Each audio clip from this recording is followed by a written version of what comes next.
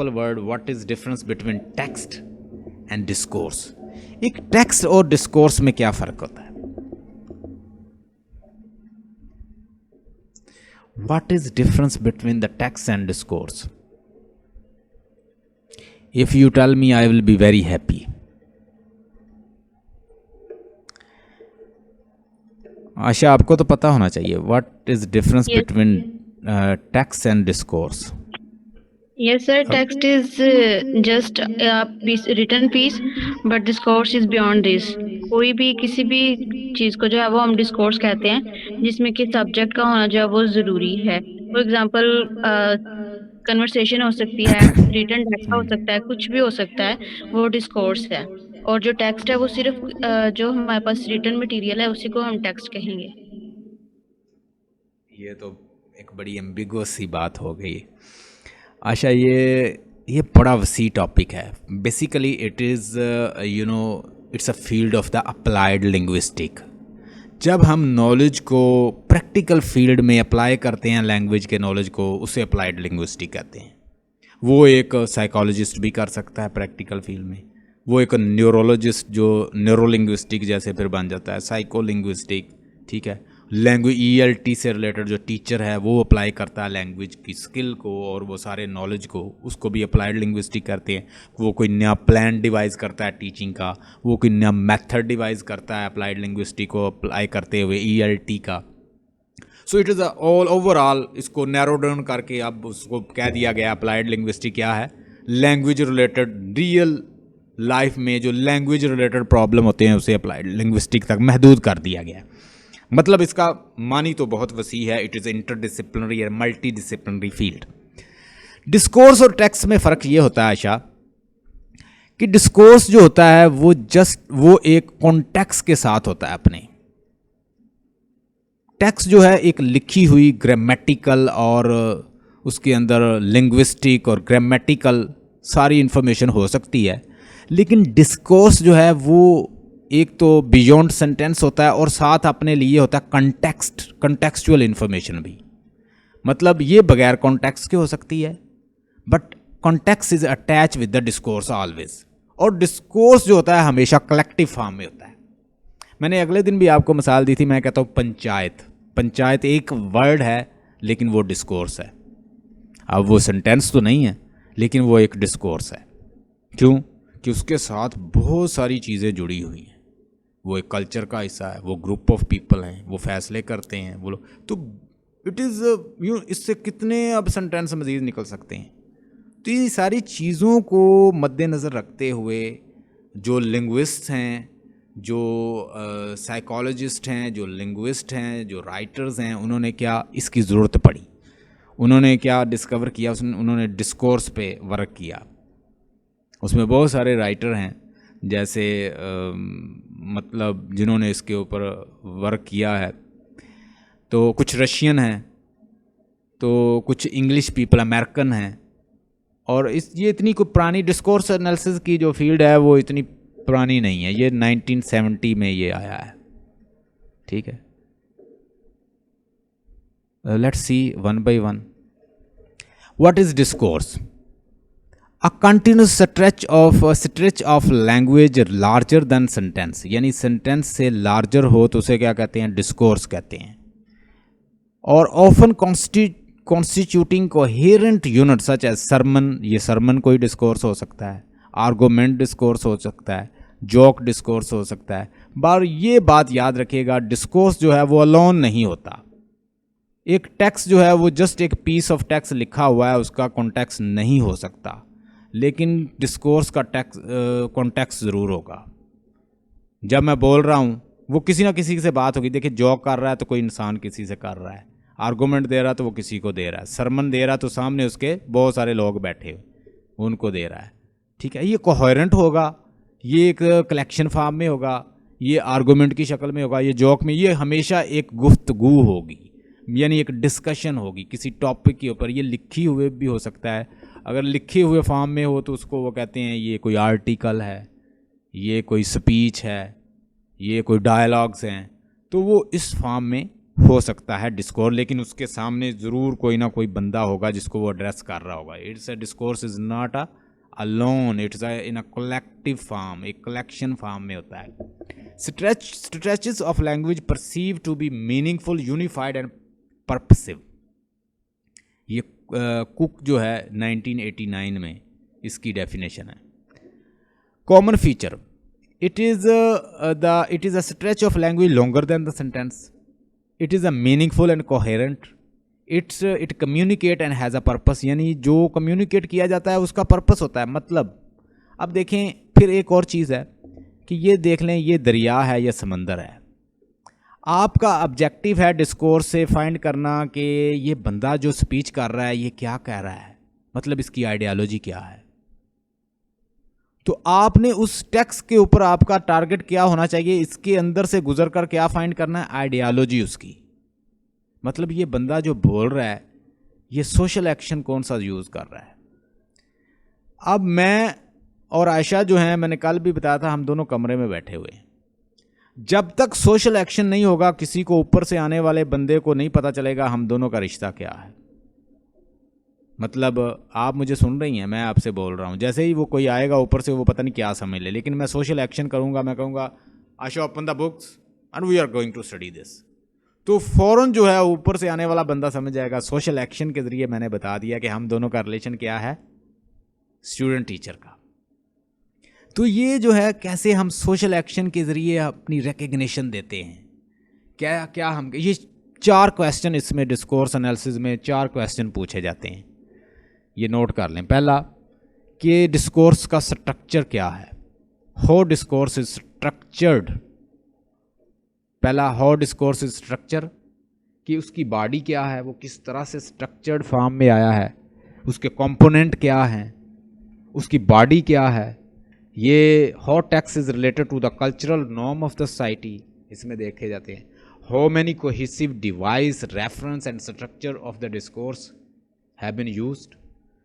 एक तो हम उसका स्ट्रक्चर देखते हैं डिस्कोर्स का, दूसरा हम देखते हैं कि सोशल एक्शन क्या है, इसके अंदर सोशल एक्शन क्या है, यानी हो our social actions are accomplished in discourse. Social action कैसे परफॉर्म करके हमने अपने मकासद को क्या किया है, अकम्प्लिश्ड किया है, उसको मुकम्मल किया है। मैंने अभी आपको मिसाल दी कि टीचर स्टूडेंट बैठे हैं, किसी को नहीं पता कौन है। मैं सोशल एक्शन कुछ ऐसा करूंगा, मैं बताऊंगा कि मैं भाई यहाँ पे क्या स्टैंड कर रहा हूँ। सोशल एक्शन, हमारे सोशल एक्शन जो हैं वो क्या करते हैं, हमारे डिस्कोर्स के अंदर वो अकम्प्लिश करते हैं हमारे बहुत सारे काम जो हम करवाना चाह रहे होते हैं। Applying the discourse analysis, what you want to get. असल में आप क्या करना चाह रहे हैं कि आप देखें, जब हम डिस्कशन होती है तो कुछ चीज़ों को हम डाउन ग्रेड करते हैं। आप मुझसे कहें sir you look very sad, आप मुझे बहुत परेशान लगते हैं सर, क्या मसला है। तो मैं no I am not worried at, I am very happy. मैंने आपको क्या किया, डाउन ग्रेड कर दिया। मतलब आपके जो वर्ड्स हैं मैंने उनको डाउन ग्रेडिंग कैसे होती है, ठीक है, डाउन ग्रेडिंग होती है। फिर हम क्या करते हैं कि अपना अचीवमेंट करते हैं, अपनी बात को अचीव करने की कोशिश करते हैं। अगले की वर्ड को हम डाउन ग्रेड करके उसको रिजेक्ट करके, तो डाउन ग्रेडिंग, फॉर ग्राउंडिंग और एक्सेप्टेंस, बाज़ औक़ात एक्सेप्ट करते हैं हम। तो ये इस तरह हम सोशल एक्शन के ज़रिए कौन से मकासद जो हैं परफॉर्म करते हैं, अचीव करते हैं, ये सारा कुछ देखा जाता है। देखिएगा उसके बाद तीसरा क्वेश्चन इसके अंदर, पहला मैंने स्ट्रक्चर बताया कि उसके स्ट्रक्चर उसका देखा जाता है कि कैसे ये स्ट्रक्चर्ड हुआ है, कंपोनेंट क्या है, किससे ये बना है डिस्कोर्स एनालिसिस की बॉडी क्या है, इसके अंदर क्या क्या यूज़ हुआ है। दूसरा हम देखते हैं दूसरा मैंने आपको बताया था सोशल एक्शन। हमारे सोशल एक्शन एक डिस्कोर्स एनालिसिस से कैसे अकम्प्लिश होते हैं, हम ये देखते हैं डिस्कोर्स एनालिसिस में। तीसरा हम देखते हैं how our identity is negotiated. अच्छा, आइडेंटिटी आपने कभी देखा होगा कि अगर किसी को पता ना हो कि हम क्या हैं, तो हम बातों बातों में उसे बताने की कोशिश करते हैं। मतलब कहीं पे भी अगर आयशा कहीं पे गई है तो वो कोशिश करेगी कि वो लोगों को बताए कि मेरी क्वालिफ़िकेशन एमए इंग्लिश है और मैंने लिटरेचर और लिंग्विस्टिक दोनों पढ़े हुए। मतलब इससे अगर कोई गुफ्तगू करे तो ये अपनी डिस्कशन में बताने की कोशिश, क्योंकि जो इंसान के पास चीज़ होती है वो आइडेंटिटी दिखाता है। मतलब I am a professor and I will try my level best to show unto them that I am a professor and I should be identified with this name. मुझे इस नेम के साथ आइडेंटिफाइड किया जाए। तो how our identity is negotiated in the discourse. जो discourse कर रहा होता है वो अपनी आइडेंटिटी कैसे निगोशिएट करता है निगोशिएट। अगर वो टीचर हो, अगर वो डॉक्टर हो, अगर वो स्टूडेंट हो, अगर कोई वो एमफिल कर रहा है तो वो बताएगा, एमफिल के कुछ वर्ड्स ऐसे यूज़ करेगा कि I am using MPhil and I know this and that, I am doing PhD, I know this और दैट। तो how our social actions, how our identity is negotiated in discourse, ये भी देखा जाता है। हम उस डिस्कोर्स के अंदर से फाइंड करते हैं भाई आइडेंटिटी क्या है, इस टेक्स्ट की आइडेंटिटी क्या है, इसमें जो बोलने वाला है उसकी आइडेंटिटी क्या है।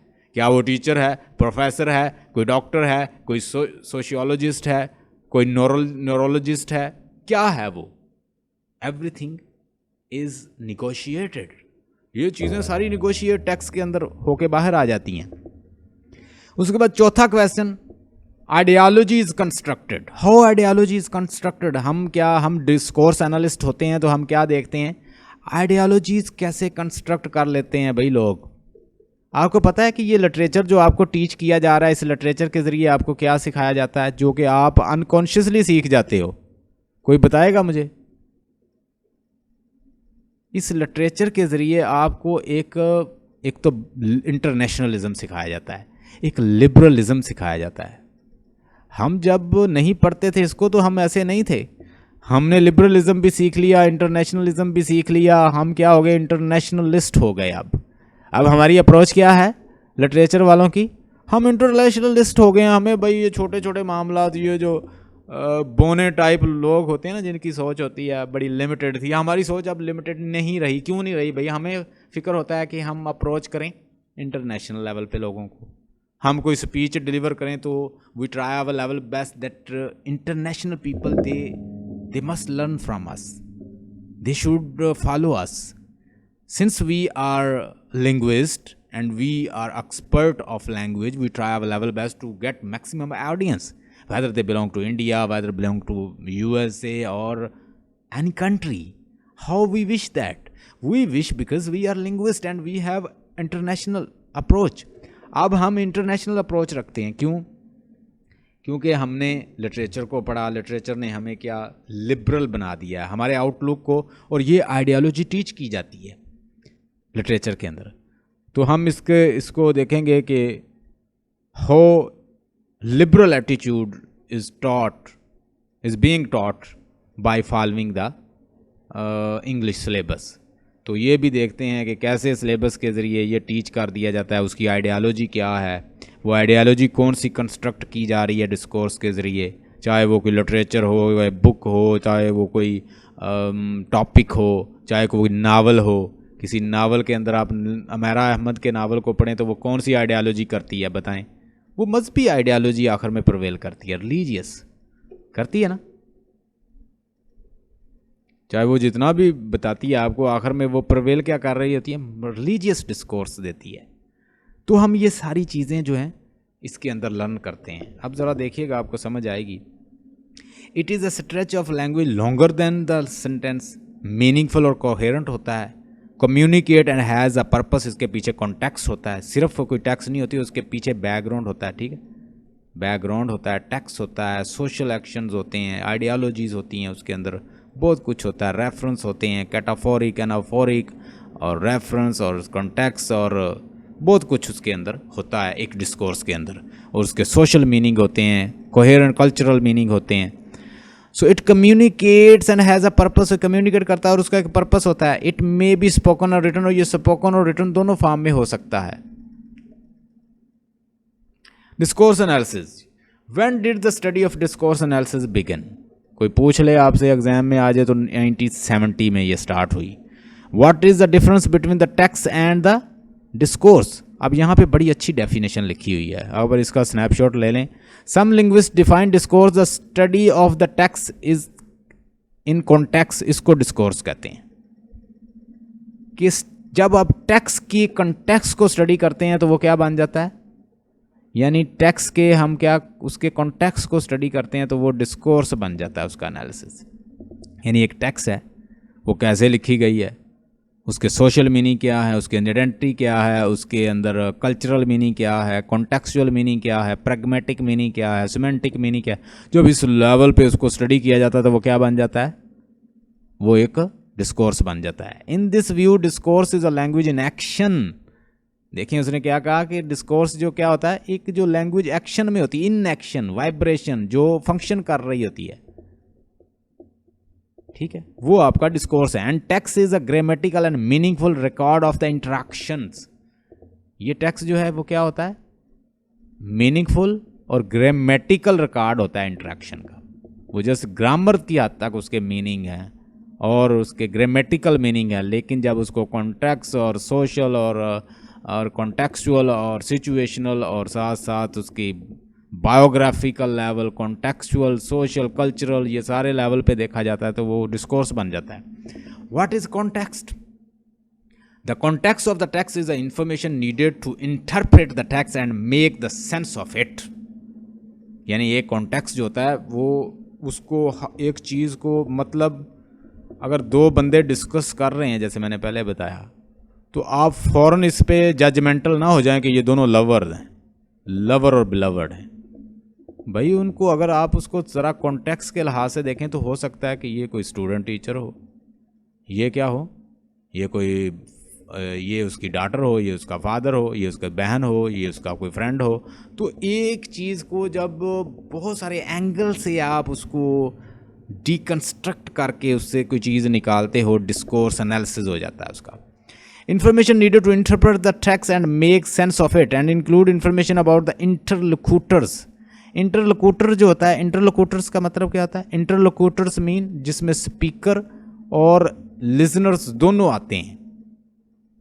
ऐसी सतह पे रख के, ऐसी प्लेस पे रख के देखा जाता है कि आप स्पीकर और लिसनर को दोनों को आमने सामने रख के कंपेयर करें। इंटरलोक्यूटर्स तो and the setting times of the place, यानी टाइम क्या है, सेटिंग क्या है उसकी, एंड द स्पीच इवेंट क्या है, and the purpose of the interaction, उनकी पर्पस ऑफ इंट्रैक्शन क्या है। और ये क्या करता है, यानी ये इसके अंदर इंटरलोक्यूटर्स फिर शामिल होता है डिस्कोर्स के अंदर। Discourse analysis, that is the telephones, I am in the bath, I am in the bath. Okay, अब इस चीज़ का ऐसे समझ नहीं आएगी जब हम इसको जब तक एनालाइज नहीं करते, उसकी setting, time, interlocutors, interlocutors mean दोनों स्पीकर और लिसनर, इन दोनों कहाँ खड़े थे, किससे बोल रहे थे, ये सारी चीज़ों से अगर एनालाइज नहीं करते तो इस टेक्स्ट का पता ही नहीं चलेगा। इसलिए हमें डिस्कोर्स एनालिसिस की ज़रूरत पड़ती है। How do both the speaker manage make sense of what the other says. ठीक है, ये वही चीज़ है जो मैंने आपको बताई। Discourse analysis, example of discourse analysis, ये है सारी एग्जाम्पल डिस्कोर्स एनालिसिस, यानी conversation, lecture, sermons, interview, jokes, speeches, reports, political text, legal text, literature, newspaper, article, यानी रिटन फॉर्म में, ये ऐसी फॉर्म में हो सकता है। इसको आपने डिस्कोर्स एनालिसिस करना है और इसके अंदर से वही 4 क्वेश्चन देखने हैं। क्या देखने हैं आशा? 4 क्वेश्चन। वो क्वेश्चन मैंने पहले स्ट्रक्चर देखना है, किसका स्ट्रक्चर फॉर्म कैसे हुआ है। दूसरा कि इसके अंदर देखना है कि सोशल एक्शन क्या है। इसके अंदर हमने देखना है कि आइडियालॉजीज़ क्या है। इसके अंदर देखना है आइडेंटिटी क्या है। तो ये हमें इसका एनालिसिस फ्राहम कर देंगे ये 4 क्वेश्चन। तो ये सारी चीज़ें और ये सारी चीज़ें, ये आपका डिस्कोर्स यानी स्पोकन और रिटन दोनों में आ गया।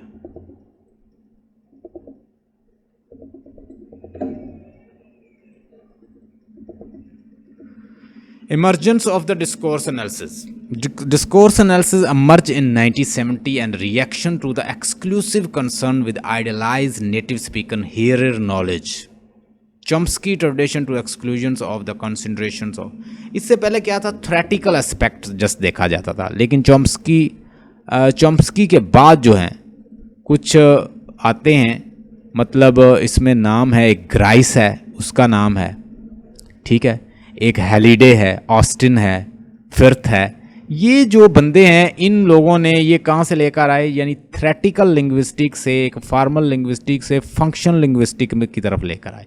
पहले लिंग्विस्टिक क्या था, ये नोट कर लें, पहले था 1920 से 1960 तक लिंग्विस्टिक मौजूद था, लेकिन वो एक क्या था, थ्रेटिकल टाइप था लिंग्विस्टिक का, ये थ्रेटिकल था, लेकिन ये इसको कहाँ पे लेकर आए, फंक्शनल एस्पेक्ट से उसको, मतलब जो एक्शन के अंदर उसको लेकर आए।